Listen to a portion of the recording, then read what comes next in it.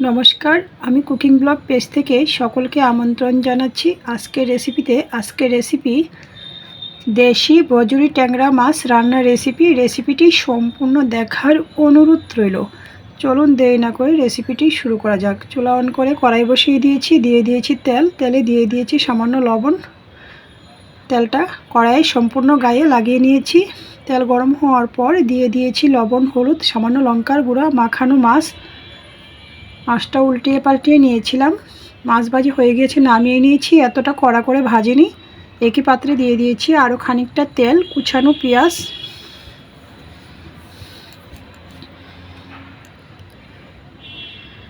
পরিমাণ মতো লবণ, এতে করে পেঁয়াজটা তাড়াতাড়ি সফট হয়। পেঁয়াজটা যখন ভাজি হয়ে এসেছে এ পর্যায়ে আমি দিয়ে দিয়েছি মশলা কষানোর জন্য জল, দিয়ে দিয়েছি পরিমাণ মতো পেঁয়াজ বাটা, সাথে অল্প পরিমাণে রসুন বাটা।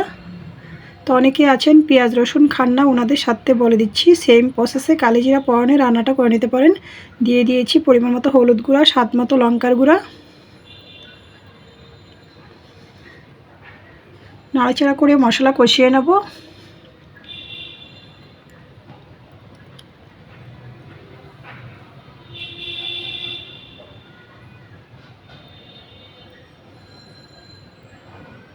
স্বাদ মতো কাঁচা লঙ্কা দিয়েছি।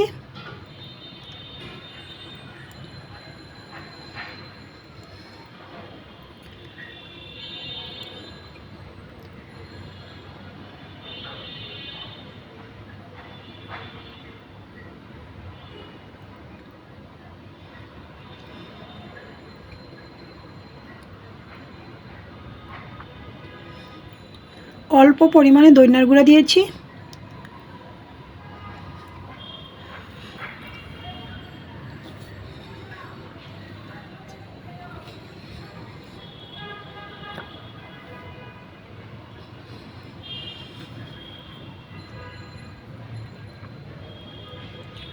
মশলা কষানো হয়ে গিয়েছে, এই পর্যায়ে আমি দিয়ে দিয়েছি পরিমাণ মতো গ্রেভি ফুটে উঠেছে। এই পর্যায়ে আমি ভেজে রাখা মাছটা দিয়ে দিয়েছি, নাড়াচাড়া করে নিয়েছি, ঢাকনা দিয়ে দিয়েছি। ফিরে আসছি প্রায় 8 থেকে 10 মিনিট পর। ঢাকনা নামিয়ে নিয়েছি, নাড়াচাড়া করে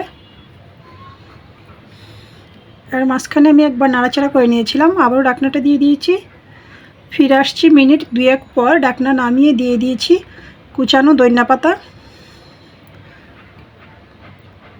নাড়াচাড়া করে ঢাকনা দিয়ে চুলার আঁচ বন্ধ করে দিয়েছি। তো রেডি হয়ে গিয়েছে আমার বজুরি ট্যাংরা মাছ রান্নার রেসিপিটি ভালো লাগলে আমার ফেসবুক পেজটা ফলো, ইউটিউব চ্যানেলটা সাবস্ক্রাইব করবেন, সাথেই থাকবেন। সকলকে ধন্যবাদ।